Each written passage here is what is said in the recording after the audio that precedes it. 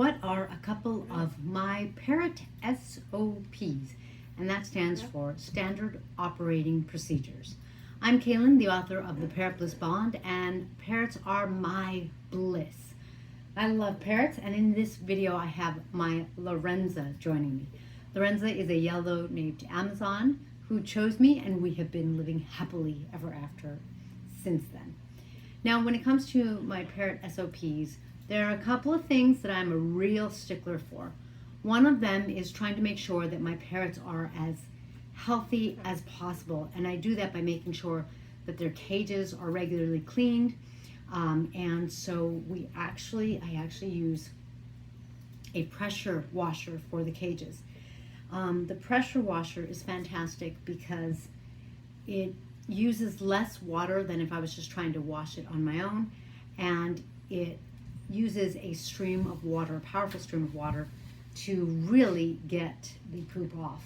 And so the cages come back into the house after being pressure washed, looking like practically like they're brand new. I really like that because, you know, cleanliness is next to no vet bills, right? And as is, things happen, so anything I can do to avoid that is wonderful. Another SOP has to do with my, with food, with their, what they get fed every day. This is new for you. What are you doing, silly girl? What are you doing? Huh? What are you doing? My parrots get pellets, and I am also a stickler about naturally colored pellets instead of artificially colored.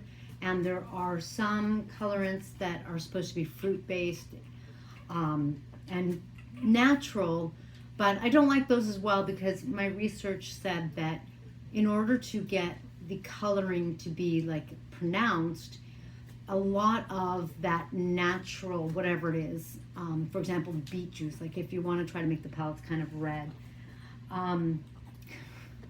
my parrot has left the scene. You have to have like a lot of beet, whatever powder, or whatever they do to concentrate it, and that's what can be hard on the body. So I am a strong believer that their pellets should just be like a natural color. And I'm also a very strong believer that while in nature parrots, by nightfall, they're going to go into a tree and find a place to sleep for the night, and they really aren't going to go out and get food. Then at daybreak, they're going to come out of the tree and go find food and eat breakfast, kind of thing. So they wouldn't really have food at night. However, I feel like if they wanted to, they could go out and find food, or if they're in a tree and there's like something edible right here for them, maybe they don't have to go anywhere, and maybe they do that. So I feel strongly that my parrots should have fresh, clean water as much as possible, and we all know that they poop in their water and that you have to keep changing it, but so I'm a strong believer that they should have fresh, clean water and pellets, clean pellets available to them all the time. So pellets, I like to have pellets in their cage 24 hours a day, every day. There are a lot of people who recommend taking the food out at night. And I had a question about this, and I can totally understand why I had a question about it, because I was confused when I was learning about it too. It seems like people talk about it, but it's not quite clear. But it sounds like, you know, a lot of people take the food out at night because they're sleeping. And is that all right? And then in the morning, they give them fresh vegetables. And the idea is there's no other food choices, so they're more likely to eat the fresh vegetables. I understand that. It makes sense. It's not my philosophy. It didn't resonate with me. So water and pellets always. And then every morning I make fresh vegetables for them. On a rare occasion, I'll do something a little different, like I'll make birdie bread or something like that. But generally speaking, I'm pretty much a stickler for getting them something fresh every morning. And it's interesting. I mean, you know, it varies a little bit, and their appetite varies a little bit. So I do feel like it's important for them to have the option. And so those are some of what I think are real important SOPs, standard operating procedures, for my parrots. Clean cage, clean food, clean water. I'm glad you think it's all right. And fresh vegetables every morning. I think that this regime helps them to stay relatively happy and healthy. It has certainly helped Lorenza. When I first got Lorenza, she was not doing well. The vet didn't tell me that she thought that Lorenza had a foot in the grave kind of thing, because some of her markers were just so high they just didn't even register.